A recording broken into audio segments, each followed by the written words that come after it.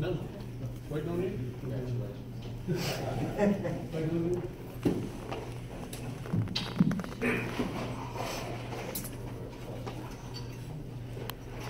Our second inductee.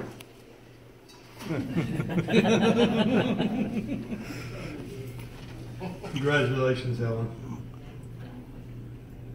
Second inductee tonight will be Mr. Michael Cofflin, better known as Mike.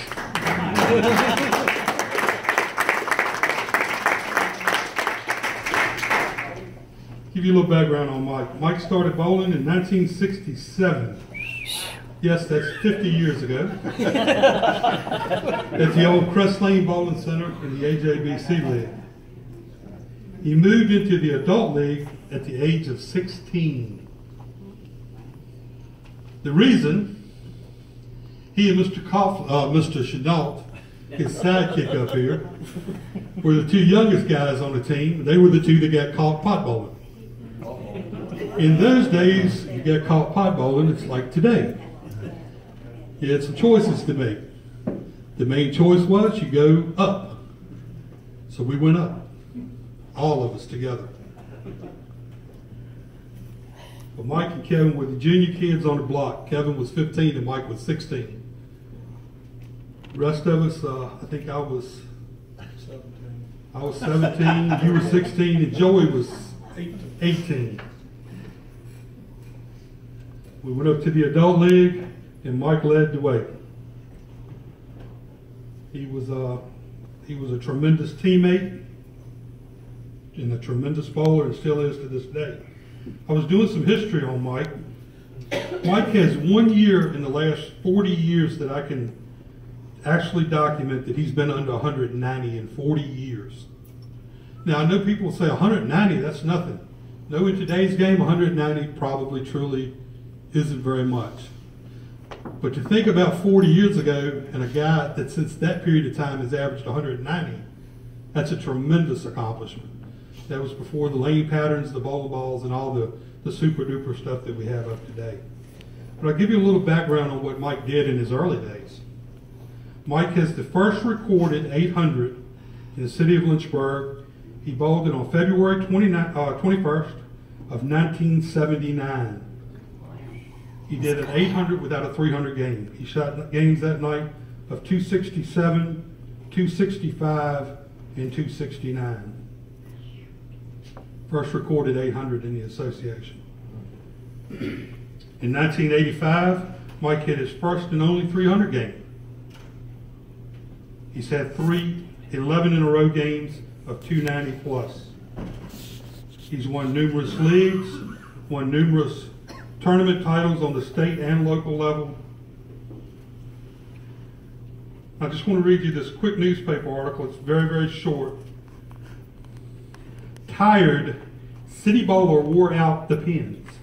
And this was written by Darryl Laurent, who some of you may or may not remember, wrote for the paper, but this was actually when we couldn't, I mean, we got a little bit of coverage. Mike, I'm going to try very hard not to tear you a 900-year-old piece of paper. Be careful with it, be careful. Mike Cofflin just didn't feel like bowling on the night of February 21st. I don't know why that's such a lead-in statement. He never feels like bowling any night. Now, quote, I had a rough day at work. Cofflin recalls, and I was beat. I felt like I could hardly pick up a bowling ball. That's exaggerated. Oh no, that's your quote. Every bowler should be so tired. By the time Cofflin finished that evening, he had knocked down over 801 pins in 3 games. The first such series in memory to emerge from the Hill City. In looking back at this recently, Mike came and he asked me, how did I knock down 801 pins in a night? My only answer was, well, obviously the writer is not a bowler. Anybody can luck out with a high game once in a while, explained Tom Laughlin, who helped manage the Plaza Bowl lanes where Cofflin's 801 took place. But to string three together like that, you really have to be in your groove. Cofflin agreed. I don't know what it was, said the 19-year-old Madison Heights resident, but recently everything I threw just felt right. Oddly enough, Cofflin was never close to a 300 game, despite single games of the 265, 267, 269. Every time my final score was kind of a surprise to me. I'd leave a pin or two in the early frames, but then string a bunch of strikes together toward the end of every game. Competing for the full house team in the Thursday night handicap league, Cofflin soon began attracting a crowd of curious onlookers. That was just what I didn't need, he laughs. I was nervous enough to begin with, and all of a sudden it was like being on the Pro Bowlers Tour. I was 19, okay? Really, I was just shooting for the high 700s. I didn't realize until later that the strike on my last ball put me over the top of 800.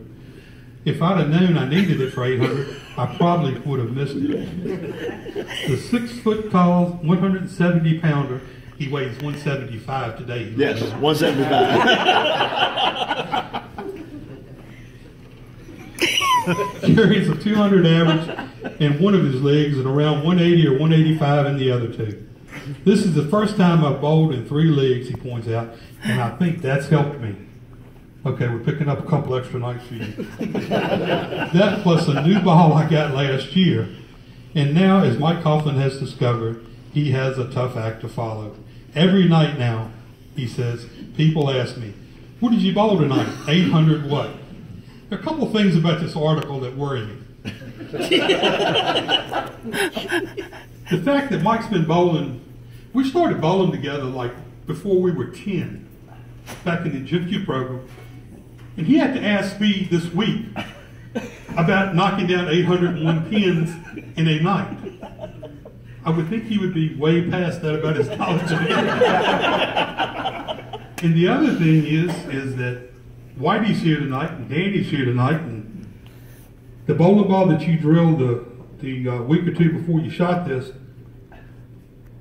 Danny wasn't old enough to drill it. Whitey may have drilled it, but your Monday night teams thinks that you're still using it.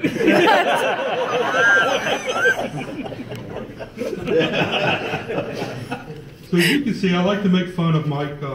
We go back a long way. Our dads bowled together when we were little bitty boys. He's an easy target to pick on.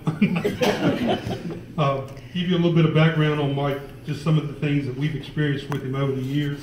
One of my most memorable memories of Mike around a bowling center is for years, Mike would come into the bowling center and he would have a Kroger bag as he walked in. And he would proceed to sit down, take his shoes off, reach in the Kroger bag and pull out his bowling shoes and put them on. I can't tell you how many times in a bowling center that I've heard the question asked, aren't you and Danny Wingfield, the guy that owns the pro shop, pretty good friends? And Mike would say, but the Kroger bag works just as well.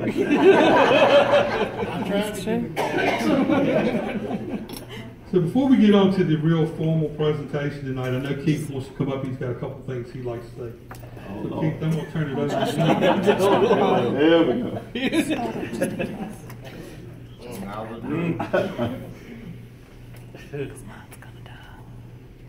Make it clean, Keith. Absolutely. Well, I'm glad Johnny started reading off the scores for the 800s, because typically in this event, in years past when I've been here, there's been people that have been inducted for bowling, and I remember people that were inducted for service to the game, like Sheila and people like that. So tonight, I wasn't sure which way Mike was going in, whether it be service or bowling. When Johnny started reading off the scores, it kind of cleared that up for me, so it swayed my speech a little bit, because I want to make sure. But no, just going back some of the old days, and one of our buddies that's been bowling with us and traveling with us for years is not here tonight. I think he's at the beach, Barry Deacon. Barry made a comment to me about a month ago at the bowling alley. We was bowling right beside Mike, and our team was cutting up, me and Steve and all of us was cutting up with Mike and Robert and Johnny.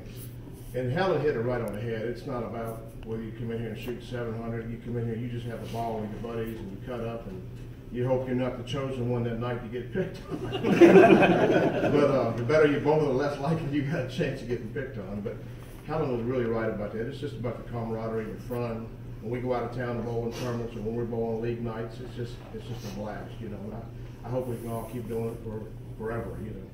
But going back to some of the older days when Johnny touched on it with Mike's older scores, back in the day, for some of the people that have only been bowling for maybe 10, 15 years or so, back when Ronald had, some of you guys remember this, Viking lanes, All-Star lanes, Blacksburg had triangle lanes, the lanes in Danville, Riverside lanes, they had the ball returns on top of the lane, so while you was bowling, there was a ball rolling right at you on top of the gutter. It had open ball returns. And different bowling alleys had different weights of pins and stuff in it. So a lot of these bowling alleys were a lot tougher than some of the ones like Plaza Bowl and Lynchburg and stuff.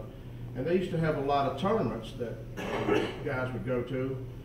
Every weekend there was a little sweeper tournaments, 5 and 6 games tournaments and stuff. And these are back in the days when somebody averaged 190 in Lynchburg, like Mike and Doug White and Ed Ware and some of these guys that come to mind. Fred, you remember some of these guys?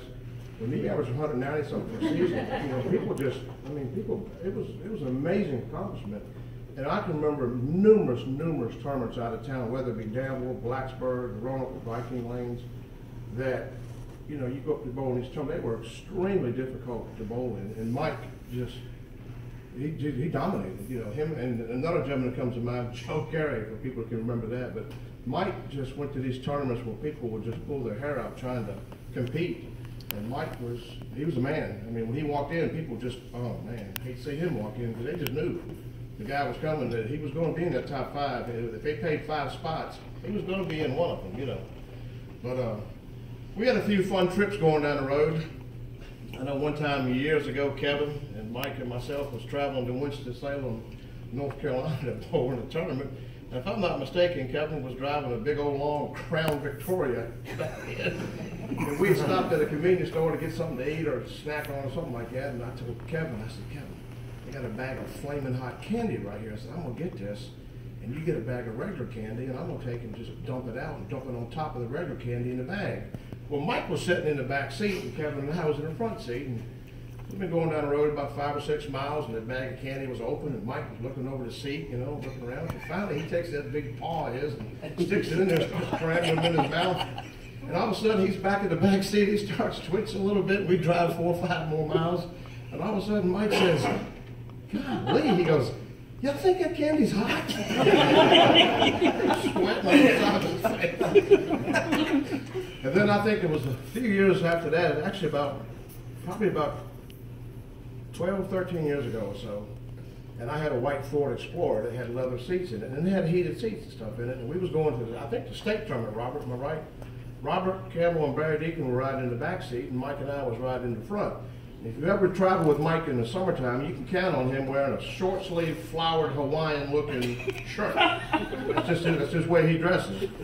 So while we stopped at a convenience store, and this is in the spring, summer, it's really hot outside, I flipped the seat heater on the leather seats on the bottom and on the back. And we was going up 81, I don't know where we was headed to, Northern Virginia somewhere, and we've got about 15, 20 miles up the road. And Barry and Robert in the back seat they just got their heads down. And I'm trying to not look in the rearview mirror so I wouldn't start laughing. All of a sudden, he's got water coming down both sides of his face. And then a few more miles, he starts fumbling with the vents on the dashboard and stuff. You know, he wouldn't say nothing. And by then, Robert and Barry in the back, their shoulders are just going up and down. I'm having a hard time keeping the car in the road. Finally, Mike keeps fumbling with the vent, and he blurts out the same words. It's almost 30 years later. He says, "Y'all think it's hot in here? I think I'm coming down with something." Well, I almost wrecked. Anyway, no, it's been an honor to bowl beside him, with him in tournaments, against him. I've been on the losing end of him many, many times. He's a phenomenal bowler, but he's a better friend. We've been friends for, like Johnny said, I'm 60. I've been great friends with Mike since I was about 15. That makes it about 45 years. When he was bowling in the Bantam, and my last year in the Junior League. But it's been a great friend. He's a heck of a bowler. He's a heck of a competitor.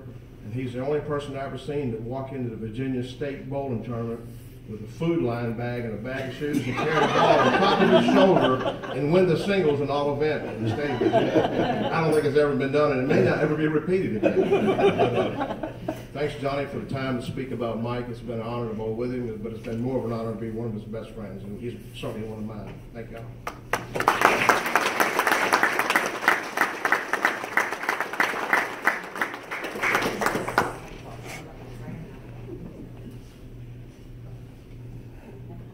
Well, Mr. Cofflin, I ain't know. got one more shot. How you follow that? I got one more shot.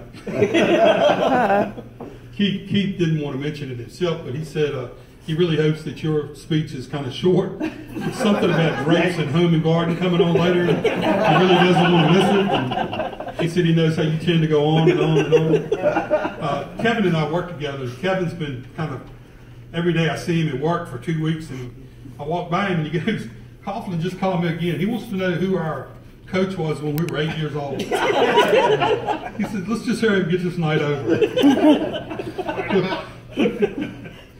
Now, as you can see, we ride him and we play with him because we love him. A lot of us in this room have been together since we were, as I said, 7 or 8 years old. And as Keith said, I just turned 59 a couple of years ago, and that's a long time. So without further ado, please help me in welcoming my friend, Mr. Mike Cofflin, to the Lynchburg area USBC.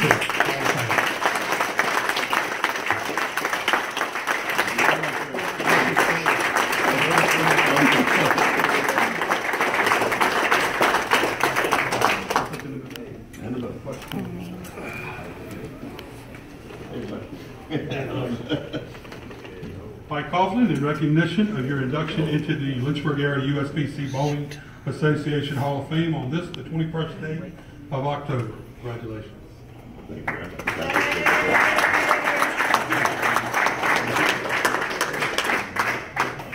Oh, you know?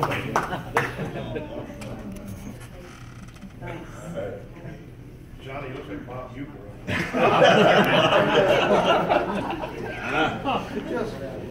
Testing. I don't know what to say. I started when I was young. All my achievements were when I was young. When I was, in my 20s. I mean, I actually, when the Plaza Bowl closed, I don't know how many people remember the Plaza. Yeah, okay. When the Plaza Bowl closed in '86, I believe it was. I quit bowling for a year or two, and then I started back. And I think I started back bowling at AMF and everything. I think I bowled a year over at Fort Hill, but anyway, the game is, like I say, I love it. When I was a kid, I bowled Bantam, I bowled junior, senior, and just have fun. And like I said, I know being around these guys here, you gotta have tough skin. you gotta be, whatever they say, you gotta let it just roll off. I mean, like Keith said. You're bowling good, everything's great, but when you bowl bad, you better be able to take it. And that's,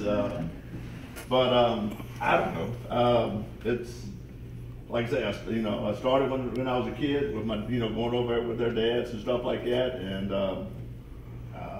like I say, it's just, here it is now. Like I say, I bowl. I'm okay bowling now. I'm not a great bowler now. I might have been good in my day, but not now. But to go, the teenager in the 20s, it's good. Like I say, bowling now, the game has changed so much, with balls and everything like that. But when I got back into it, I didn't know anything about it. When the Plaza Bowl closed and, we went back into bowling and everything, I didn't know about the technology of the balls and everything. When I was bowling, it was a rubber ball and a plastic ball. That's all you had. You adjusted to them too, and that was it. I mean, you didn't have no kind of other, you came in there with 2 balls and you thought you were something. Now I see people come in there with 6 balls and 8 balls, and you're like, hey, God. I'm wondering who you are. But I don't know. Like I say, the game has been, like I say, I've enjoyed so much of it. Like I say, it's like, Helen and everybody said, it's friends. It's just hanging out and just being, I enjoyed Monday night so much. I've only bowled one night for, probably 20 years now, But I used to bowl 3 nights. I mean, I thought about when the Plaza Bowl was open. I bowled Monday, I bowled Tuesday, and I bowled Thursday.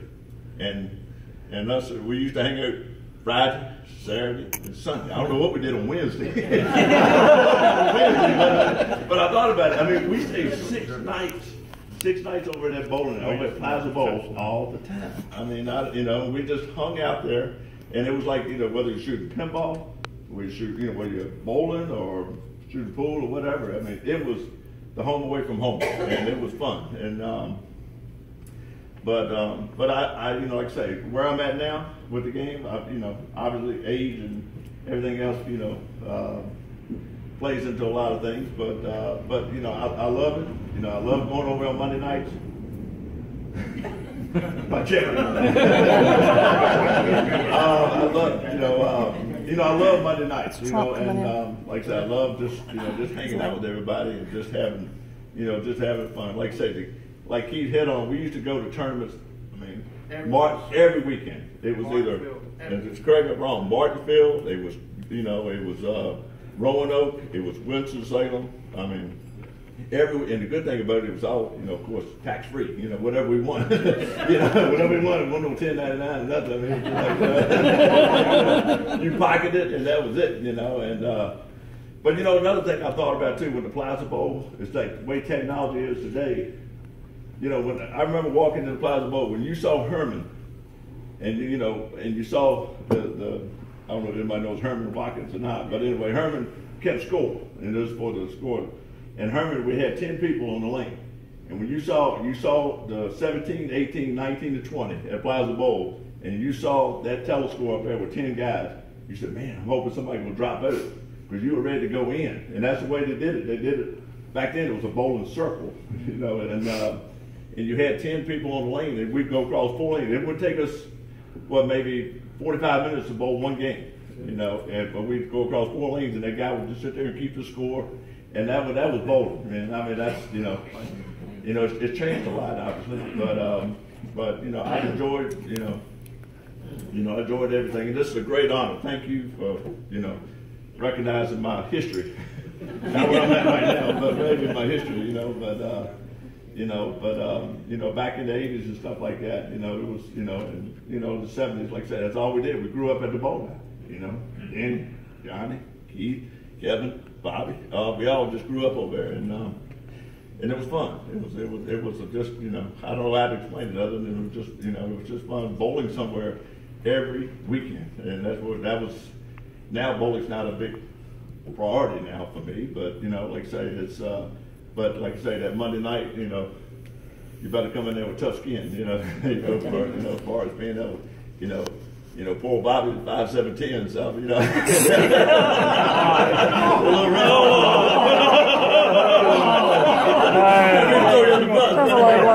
it's fun. But it's fun, though. I mean, I let 3 Monday night. Don't get me wrong. But it's fun, though. I mean, it's just the way it is. I mean, bowling can make you, can humble you, can make it all right up. I got this game, done. But it's just, it is fun. It really is. And I don't know. I don't know what to say, but thank you for this great honor. It is very nice to be part of, this, Hall of Fame and everything like that. Obviously, like I say, what happened was, back in the 80s, 70s, you get tired of them to speak. The Yankees are coming on. The Yankees are coming on. Houston's coming on in a few minutes. I don't know. Like I say, thank you. It's very nice of you to recognize my bowling. Like I say, I'm glad it's all done. In the past, not the way it is now. But anyway, I wrote these notes down. I didn't use none of them. Oh, you didn't write them big enough.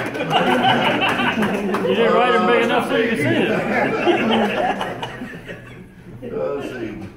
Saturday Night Live, we're done to go. No, thank you very much. I appreciate it very much.